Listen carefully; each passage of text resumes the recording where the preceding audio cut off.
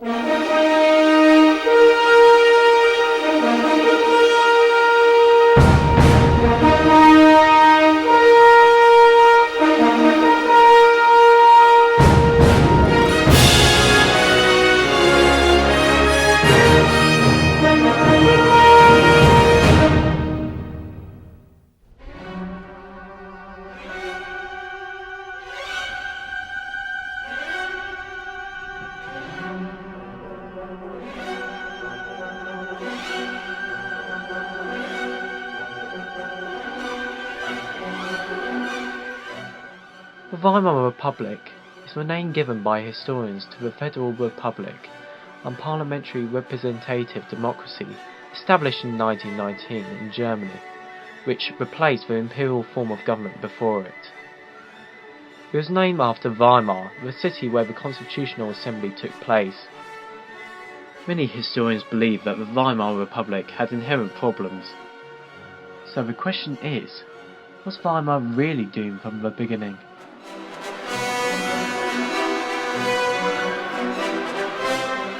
It can be argued that there was a variety of political reasons to explain why Weimar was doomed for failure from the beginning. Article 231 of the Treaty of Versailles, the War Guilt Clause, meant that along with her allies, Germany had to accept complete responsibility for causing the war and the loss or damage that was associated with it. This bred resentment and dissatisfaction among many German people, and shows they felt isolated from the regime from the beginning. Without the people's complete support, Weimar was always doomed for failure. Furthermore, right at the start when Weimar was founded, the parties in Ebert's government were divided on the best way ahead.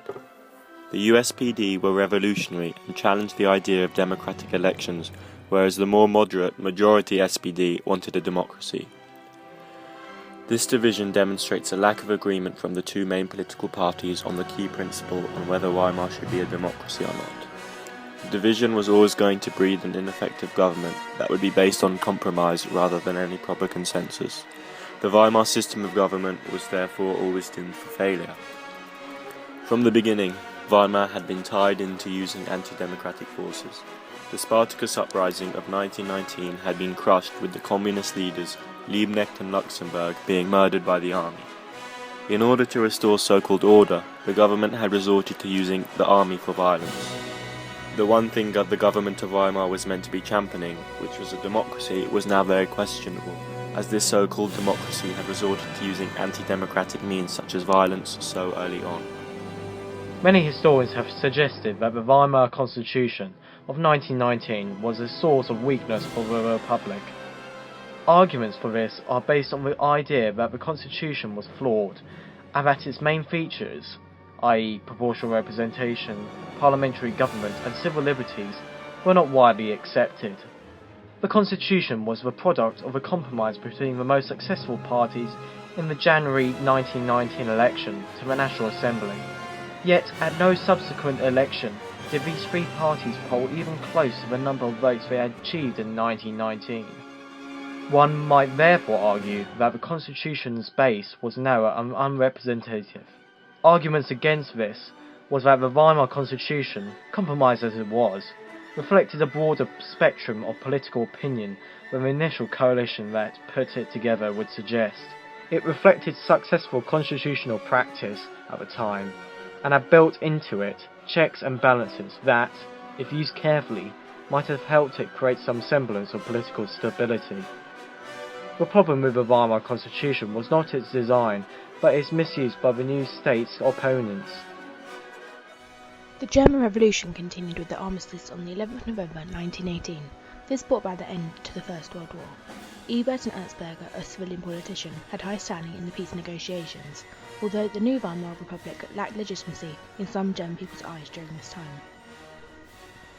By December 1918, uprisings were beginning to happen. The Spartacists had already seen that using violence would be a way for them to achieve their aims.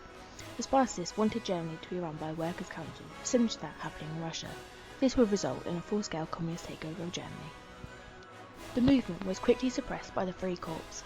This was partly due to the poor planning, but also the Free Corps' willingness to use violence and the strong opposition to communism. They went on to murder the leaders of the Spartacist movement. In this sense, there was no German Revolution, as the communists had tried to overthrow the government but had failed. The Freikorps began to realise just how reliant Ebert was in their power to overthrow any challenges to his authority. Ebert needed them more than they needed him. The Weimar was doomed from the beginning to a considerable extent. The first 3 periods of the German Revolution proved this. 3 periods included the Revolution from above, where the revolution was suppressed, the Revolution from below, where Germany became a parliamentary republic, and the Limited Revolution, where Germany worked towards armistice. The Revolution from above substantially proved that Weimar was doomed from the beginning. In late 1918, Germany's socialists were in complete control of the country. The majority Social Democrats, the MSDP, was aimed at a democratic republic, whereas the Spartacus League and the Independent Socialist Party, the USPD, favoured a Soviet republic. Despite the fact that the Weimar Republic intended to work as a coalition government, the powers of the representative parties varied. An example of this is when the MSDP called for an immediate election of a National Assembly. The Assembly would be given the responsibility of drawing up a new constitution. Most Soviets in Germany in late 1918 were under MSPD control. Therefore, the outcome of this was that the Congress voted 344 to 98 in favour of the National Assembly elections. Due to the varied popularity of the parties resulting in the elections, after Congress, the USPD left the provisional government. The Spartacus League then broke away from the USPD and formed the German Communist Party, the KPD. The split developed into the Spartacus Uprising in January 1919. The militant socialists and the KPD faced the choice of allowing a democratic Germany to be established without interruption, or trying to seize power by force in order to impose socialism on Germany. The revolution from below also proved that the Weimar was doomed from the beginning. The Kiel Mutiny of October 1919 was an example of this. Senior fleet officers, undisclosed to Prince Max of Baden, Chancellor at the time, decided to attempt final assault on the Royal Navy to boost their own morale and not for any other good military reason. This was uncovered, and during the night of 29 till the 30th of October 1919, some of the crews refused to obey orders. Sailors on board 3 ships of the 3rd Navy Squadron refused to weigh anchor. Part of 2 other crews committed outright mutiny and sabotage. When Prince Max of Baden handed over his chancellorship to Ebert was faced with a dilemma concerning the first proclamation he had issued on the 9th of November addressed to the citizens of Germany. In essence, examples such as the Kiel Mutiny and the impossible decisions that Ebert faced prove that the Weimar was not prepared to rule Germany and was doomed to fail. The Weimar Republic had only just been established, and there were communication issues already, such as the one between senior fleet officers and the Chancellor. It was not realistic to think that Ebert could satisfy all the parties which existed at the time at once. The Limited Revolution was the 3rd phase to prove the Weimar was doomed from the beginning. The threat of revolution from the Spartacists could not be ignored, and Ebert and his colleagues could not necessarily rely on the support of the army. Therefore, a deal was made. As part of the Ebert-Groener agreement, Ebert promised the army supplies and protection of its status against armed militias of the Workers' and Soldiers' Council. In return, the army promised to put down revolutionary activity with force. On the positive side, the alliance Ebert and the MSDP with the army in overthrowing the revolution of 1918 to 1919 possibly saved Germany from a widespread communist uprising. However, there were consequences which came with the alliance. From now on, the governments of the new republic were obliged to use anti-democratic forces, i.e. the army and the Freikorps, to restore so-called order. The Treaty of Versailles imposed strict economic sanctions on the newly formed Weimar Republic. Germany lost a great deal of land and resources, losing 20% of coal production and 15% of agricultural resources, with the coalfields in the Sarre controlled by France. They also lost all their colonies, along with the valuable resources that these colonies provided, and huge amounts of shipping, as well as having to build 200,000 tons a year in shipping for the Allied countries. As part of the War Guilt Clause, Germany was ordered to pay reparations to the Allied countries. They had to pay 269 billion gold marks.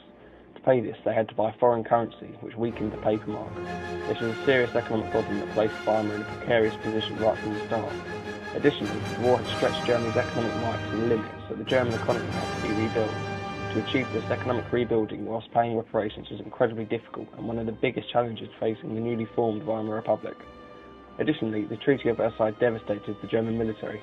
It limited the German army to 100,000 men with no tanks, no poison gas, no heavy artillery, no aircrafts, and no airships. It also forbade conscription.